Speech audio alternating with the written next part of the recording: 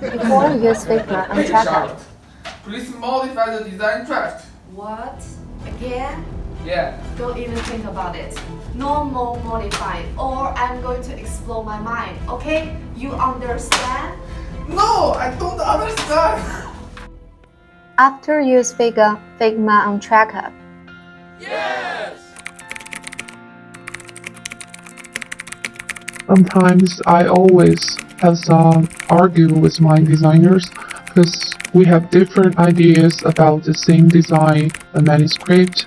But after I use Figma on Tracup, if I have some new ideas, I can modify it directly on the website by myself instead of telling the designers my idea to let her modify it.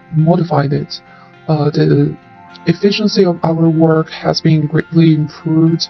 We don't need to argue anymore.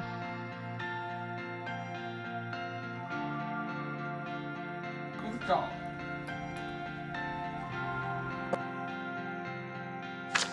Oh, I have modified the design draft. Really? Look. Let me see. Wow, such a good job. Very well Yeah. done. That's just what I need.